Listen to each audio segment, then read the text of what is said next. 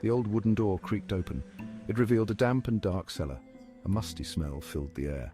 Professor Elmwood peered in, his face a mask of apprehension. Are you sure about this, John? This place gives me the creeps. I took a deep breath and stepped past him. The air grew colder as I descended the rickety steps. The hairs on the back of my neck stood on end. Behind me, I heard the muffled whispers of the other scientists. We had come to this forgotten corner of the world, seeking a mystery. We found it in this cellar. At the far end of the cellar stood a wall. It was unlike the rough-hewn stone that made up the rest of the room. This wall was smooth and cold, made of an obsidian-like material. In the center, a single hand protruded from the wall. It was made of the same strange material, the fingers curled into a beckoning gesture. What in the world? Dr. Lewis, our archaeologist, breathed, his voice barely a whisper. Professor Elmwood shone his flashlight on the hand, the beam dancing over the smooth black surface. It looks almost alive. He muttered, taking a hesitant step closer. Don't touch it. Who knows what it could trigger? But I was already drawn to it. The hand seemed to pulse with a faint inner light. It called to me, beckoning me closer. I couldn't resist its allure. Ignoring the warnings of the others, I reached out and touched the cold, hard surface of the statue's hand.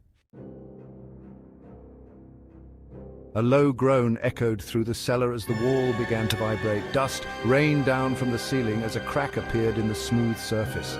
The crack widened, splitting the wall in two. A blinding light poured through the opening, momentarily blinding us. When my vision cleared, I gasped. The wall had crumbled away, revealing a tunnel bathed in an ethereal light, but it was the figure standing at the end of the tunnel that made my blood run cold. It was a clown, but not just any clown. This one was tall and gaunt, its white face stretched into a grotesque grin. Its eyes glowed with an unnatural light, and its costume, once bright and cheerful, was now stained and tattered. It held a large mallet in one hand, its surface stained a sickening red.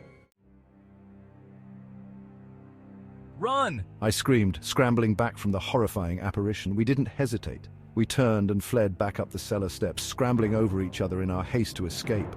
Bursting out of the old house and into the night, we piled into the waiting jeeps. The engines roared to life and we sped off into the darkness.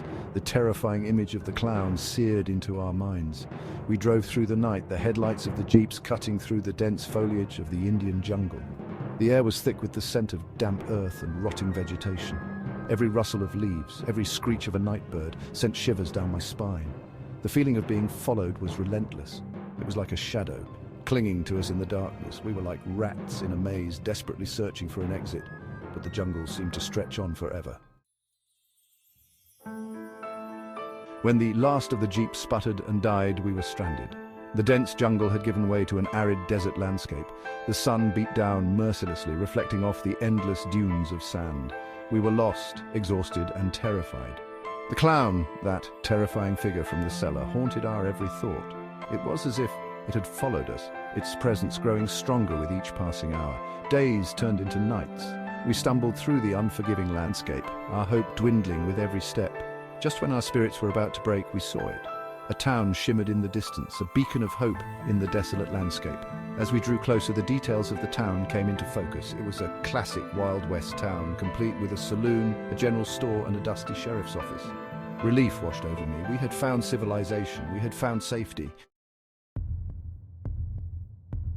We stumbled into town, our bodies aching, our throats parched.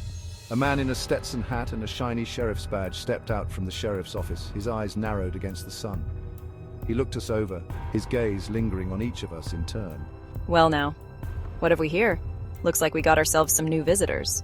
He introduced himself as Mayor Clem, the law in these parts. He offered us food, water, and a place to rest. Hope flickered in my chest. Maybe we were safe after all. We gathered in the saloon, the air thick with the smell of stale beer and sawdust. Mayor Clem poured us drinks, his smile never faltering. He raised his glass in a toast. To new beginnings. His voice was smooth as silk. As he brought the glass to his lips, I saw it, his hand. It was the same hand, the same smooth black material, the same beckoning fingers that I had touched in the cellar. The blood drained from my face as a horrifying realization dawned on me. The mayor was the clown.